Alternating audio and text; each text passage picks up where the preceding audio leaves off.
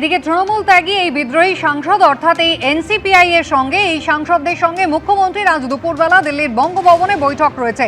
ইতিমধ্যেই কিন্তু আবু তাহের জানিয়ে দিলেন তারা তিনজন এই এনসিপিআই এর বৈঠকে এনডিএ এর বৈঠকে সামিল না হলেও এনসিপিআই এর সঙ্গে আছেন, নিজেদের এলাকার উন্নয়ন চান, সেই কারণে আজকে দুপুরের বৈঠকে তারা থাকছেন। কিন্তু সেই বৈঠকের মূল উদ্দেশ্য কি নিয়ে আলোচনা হতে পারে, বিজেন্দ্র সিংহ রয়েছেন টেলিফোন লাইনে, বিস্তারিত জানাবেন বিজেন্দ্র।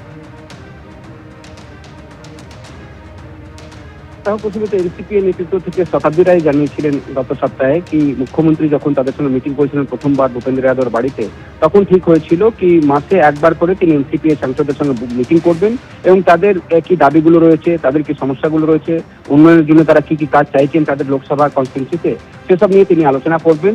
এবং তারপরেই ঠিক হয়েছিল কি মাসে একদিন এই এনসিপিআই সাংসদদের সঙ্গে তার মিটিং হবে। এর আগে দুদিন ডেট পড়েছিল মঙ্গলবার, কিন্তু শেষ মুখ্যমন্ত্রী আসতে পারেননি দিল্লি, তাই মিটিংটা হয়নি। আজকে একটার পর বঙ্গভবনে এই লাঞ্চ মিটিং ডাক রাখা হয়েছে, যেখানে সুদীপ বন্দ্যোপাধ্যায় জানালেন কি প্রায় 20 জনের মধ্যে 19 জনই হয়তো আজকে থাকবেন। শুধু দেব বাইরে সিনেমা শুটিং এর জন্য গেছেন, তিনি সেখানে থাকবেন না, কিন্তু 19 জনই প্রায় আজকে মিটিং এ যোগ দেবেন। এবং সুদীপ বন্দ্যোপাধ্যায় জানিয়েছেন কি এই 19 জন সাংসদ এই মুহূর্তে এলাকায় কিছু সমস্যা ফেস করছেন, তাদের কর্মীদের উপর হামলা হচ্ছে, কিছু লোক বাড়ি ফিরতে পারছেন না, তারা উন্নয়নের কিছু কাজ এলাকায় করতে পারছেন না, সেসব কথাগুলো তারা আজকে মুখ্যমন্ত্রীকে বলবেন এবং মুখ্যমন্ত্রী হস্তক্ষেপ চাইবেন। মুখ্যমন্ত্রীর বার্তা তারা শুনবেন কি মুখ্যমন্ত্রী কি তাদেরকে বলতে চাইছেন। গতকাল যখন প্রধানমন্ত্রীর সঙ্গে দেখা করেছিলেন সুদীপ বন্দ্যোপাধ্যায়, প্রধানমন্ত্রীকেও তিনি জানিয়েছিলেন কি আগামীকাল মিটিং রয়েছে মুখ্যমন্ত্রীর সঙ্গে এবং তারা সেখানে তাদের যে কথাগুলো রয়েছে মুখ্যমন্ত্রীকে জানাবেন। মুখ্যমন্ত্রী রাজ্যে ভালো কাজ করছেন এ কথাও সুদীপ বন্দ্যোপাধ্যায় গতকাল প্রধানমন্ত্রীকে জানিয়েছেন। ধন্যবাদ।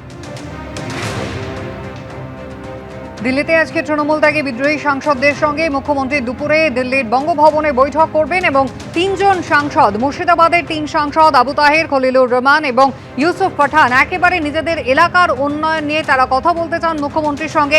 আগে যে প্রশাসনিক বৈঠক হয়েছে সেখানেও তারা উপস্থিত ছিলেন, আজকের বৈঠকে উপস্থিত থাকবেন এমনটাই জানিয়েছেন। যদিও এনডিএ এর সঙ্গে তারা নেই, কিন্তু এনসিপিআই এর সঙ্গে তারা আছেন, তাই আজকে এনসিপিআই সাংসদদের সঙ্গে যখন মুখ্যমন্ত্রীর বৈঠক হতে চলেছে দুপুরে, সেখানে তারা উপস্থিত থাকবেন এমনটাই জানিয়েছেন।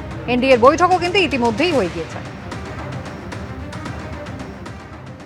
তৃণমূল কংগ্রেসের প্রতীকে জেতা 20 জন সাংসদ ইতিমধ্যেই দল বদল করে তারা এনসিপিআইতে যোগ দিয়েছেন, কিন্তু এনসিপিআইতে তারা থাকবেন নাকি বিজেপিতে যাবেন তা নিয়ে রীতিমতন দ্বন্দ্ব তৈরি হয়েছে। দলের একাংশ মনে করছেন যে এনসিপিআই এর কোনো ভবিষ্যৎ নেই এবং এনসিপিআই এর প্রতীক নিয়ে নির্বাচনের লড়াই করলে ভরাডুবি নিশ্চিত, ফলে তারা চাইছেন বিজেপিতে যেতে।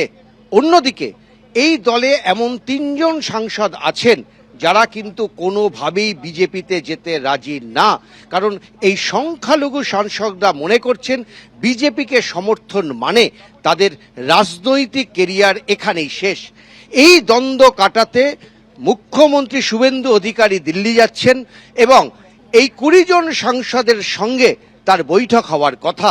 সেখানে নানা রকম প্রস্তাব এবং সম্ভাবনা নিয়ে আলোচনা হবে, এমনটাই রাজনৈতিক মহলের জোর চর্চা। এবং শেষ পর্যন্ত এই 20 জন সাংসদের ভাগ্য কি হবে, তারা কোন পথে হাঁটবেন, তার অনেকটাই নির্ভর করছে আজকের এই বৈঠকের ওপর, এমনটাই মনে করছেন রাজনৈতিক মহল। ক্যামেরায় সন্দীপ পালের সঙ্গে উজ্জ্বল মুখোপাধ্যায়, এবিপি আনন্দ, কলকাতা। এবিপি আনন্দ, এগিয়ে থাকে, এগিয়ে রাখে।